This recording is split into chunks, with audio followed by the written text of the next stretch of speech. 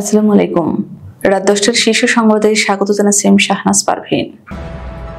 জাতির মুক্তি সংগ্রামের ভাষা আন্দোলনের গুরুত্ব অপরিসীম, প্রধান উপদেষ্টা।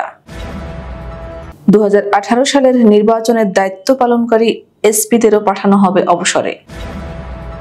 ফ্যাসিস্ট হাসিনাকে বিদায়ও প্রেরণা জুগিয়েছে 21শে ফেব্রুয়ারি রিজভি। 24-এর আত্মত্যাগ বৈষম্য দূর করার এক অনন্য সুযোগ দিয়েছে পররাষ্ট্র সচিব। এটিএম আজহারের মুক্তির দাবিতে প্রধান উপদেষ্টার কার্যালয়ের সামনে গণ অবস্থান কর্মসূচি দিল জামায়াত। অপারেশন ডেভিল হান্ট, 13 দিনে গ্রেফতার 7310। ফ্যাসিবাদ বিরোধী সব পক্ষকে ঐক্যবদ্ধ থাকতে হবে অ্যাটর্নি জেনারেল। মালয়েশিয়ার বিমানবন্দর থেকে ফেরত পাঠানো হলো 45 বাংলাদেশিকে। বাংলাদেশ থেকে নেপালে গেল 5 ট্রাক আলু। ধামরাইয়ে যুবদল নেতাকে প্রকাশ্যে কুপিয়ে হত্যা।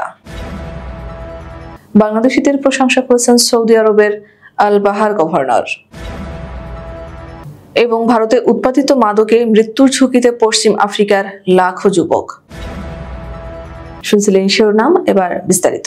অন্তর্বর্তী সরকারের প্রধান উপদেষ্টা অধ্যাপক ডক্টর মোহাম্মদ ইউনূস বলেছেন, জাতির মুক্তি সংগ্রামে ভাষা আন্দোলনের গুরুত্ব অপরিসীম। ভাষা আন্দোলনের মধ্য দিয়ে একটি অসাম্প্রদায়িক গণতান্ত্রিক ভাষাভিত্তিক জাতিসত্তা গঠনের ভিত রচিত হয়েছে। শুক্রবার আন্তর্জাতিক মাতৃভাষা ইনস্টিটিউটে আন্তর্জাতিক মাতৃভাষা পদক প্রদান অনুষ্ঠানে এসব কথা বলেন তিনি। প্রধান উপদেষ্টা বলেন, রাষ্ট্রভাষা বাংলার মর্যাদা রক্ষার জন্য 1952 সালের আন্দোলন সূচিত হলেও এর মূল চেতনাটি ছিল স্বাধিকার প্রতিষ্ঠা। এটি ছিল রাজনৈতিক, অর্থনৈতিক ও সাংস্কৃতিক মুক্তির আন্দোলন। 2018 সালের বিতর্কিত নির্বাচনে যেসব পুলিশ কর্মকর্তা পুলিশের সুপার হিসেবে দায়িত্ব পালন করেছিলেন তাদেরকে বিশেষ ভারপ্রাপ্ত কর্মকর্তা করার পাশাপাশি অনেককে বাধ্যতামূলক অবসরে পাঠানো হবে। শুক্রবার নিজের ফেসবুক আইডিতে দেওয়া পোস্টে এ তথ্য জানান যুব ও ক্রীড়া মন্ত্রণালয়ের উপদেষ্টা আসিফ মাহমুদ সজীব ভূঁইয়া। তিনি তার পোস্টে লেখেন, 2018 সালের রাতের ভোটের নির্বাচনে 64 জেলার দায়িত্বে থাকা এসপিদেরও ওএসডি অবসরে পাঠানো হবে। এর আগে আওয়ামী লীগ সরকারের আমলে বিতর্কিত 3 নির্বাচনের রিটার্নিং কর্মকর্তা হিসেবে দায়িত্ব পালন করা তৎকালীন 22 জেলা প্রশাসককে তাদের বর্তমান পদ থেকে বাধ্যতামূলক অবসরে পাঠানো হয়। ছাত্র জনতার আন্দোলনে গত বছরের 5 আগস্ট ফ্যাসিস্ট শেখ হাসিনাকে বিদায়ও 21শে ফেব্রুয়ারি প্রেরণা জুগিয়েছে বলে মন্তব্য করেছেন বিএনপির সিনিয়র যুগ্ম মহাসচিব রুহুল কবির রিজভী। শুক্রবার সকালে ঢাকার কেন্দ্রীয় শহীদ মিনারে ভাষা শহীদদের শ্রদ্ধা জানানোর পর সাংবাদিকদের সঙ্গে আলাপকালে তিনি এ মন্তব্য করেন। রিজভী বলেন, দেশবাসী 21শে ফেব্রুয়ারিকে যেমন একদিকে দুঃখের দিন মনে করে, অন্যদিকে প্রেরণা এবং গৌরবের দিনও মনে করে। 24-এর আত্মত্যাগে একটি উন্নত বাংলাদেশ তৈরির সুযোগ সৃষ্টি করেছে বলে মন্তব্য করেছেন পররাষ্ট্র সচিব মোহাম্মদ জসিমউদ্দিন। তিনি বলেছেন, বাংলাদেশের জুলাই আগস্ট 2024 সালের বিপ্লব এবং তরুণদের সর্বোচ্চ আত্মত্যাগ সাম্য ও ন্যায় বিচার প্রতিষ্ঠা এবং সাংস্কৃতিক শোষণ সহ সব ধরনের বৈষম্য দূর করার এক অনন্য সুযোগ দিয়েছে। একটি উন্নত বাংলাদেশের সুযোগ সৃষ্টির জন্য এই ঐতিহাসিক দিনে আমি তাদের প্রতি শ্রদ্ধা জানাই। শুক্রবার রাজধানীর ফরেন সার্ভিস একাডেমিতে শহীদ দিবস ও আন্তর্জাতিক মাতৃভাষা দিবসের অনুষ্ঠানে প্রধান অতিথির বক্তব্যে এসব কথা বলেন পররাষ্ট্র সচিব। কারাবন্দী নেতা এটিএম আজহারুল ইসলামের অবিলম্বে মুক্তির দাবিতে বিক্ষোভ সমাবেশের পর এবার অন্তর্বর্তী সরকারের প্রধান উপদেষ্টার কার্যালয়ের সামনে গণ অবস্থান কর্মসূচি দিয়েছে জামায়াত ইসলামী। দলটি জানিয়েছে, 25 ফেব্রুয়ারি মঙ্গলবার বেলা 2টা থেকে বিকেল 4টা পর্যন্ত এই গণ অবস্থান হবে। কর্মসূচিতে দলের আমির শফিকুর রহমান প্রধান অতিথি হিসেবে উপস্থিত থাকবেন। জামায়াতের সেক্রেটারি জেনারেল মিয়া গোলাম পরওয়ার শুক্রবার এক বিবৃতিতে এই কর্মসূচি ঘোষণা করেন।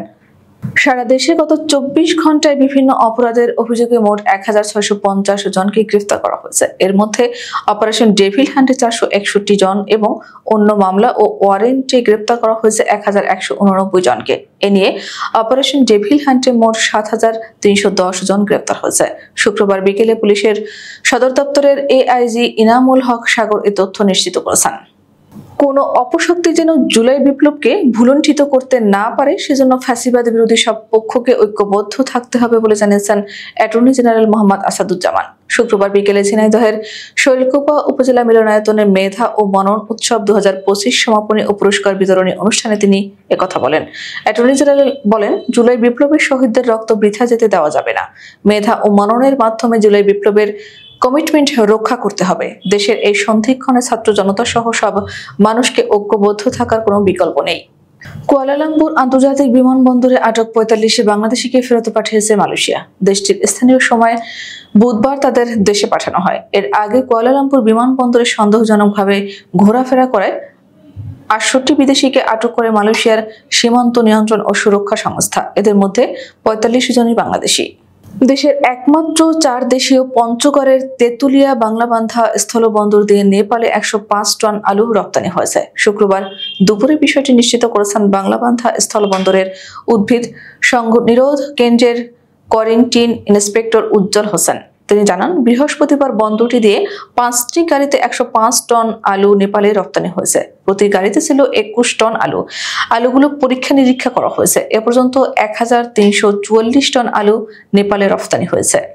ঢাকার ধামরাইয়ে মোহাম্মদ বাবুল নামের এক যুবদল নেতাকে কুপিয়ে হত্যা করেছে সন্ত্রাসীরা। শুক্রবার বিকেলে ধামরাইয়ের কুল্লা ইউনিয়নের আকসির নগর এলাকায় এ ঘটনা ঘটে। প্রকাশ্যে এমন নৃশংস হত্যাকাণ্ডের ঘটনায় এলাকা জুড়ে চরম আতঙ্ক বিরাজ করছে। সন্ত্রাসী হামলায় নিহত মোহাম্মদ বাবুল ধামরাইয়ের কুল্লা ইউনিয়ন যুবদলের সাবেক সহ-সভাপতি।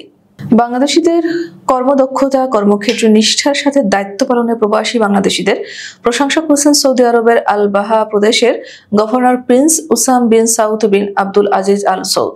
জেদ্দায় বাংলাদেশের কনসাল জেনারেল মিয়া মোহাম্মদ মাইনুল কবিরের সাথে আল বাহা প্রদেশের গভর্নর প্রিন্স হুসান বিন সৌদ বিন আব্দুল আজিজ আল সৌদের সাথে ১৭ ফেব্রুয়ারি গভর্নর জেনারেল অফিসে সৌজন্য সাক্ষাৎকালে তিনি এই মন্তব্য করেন।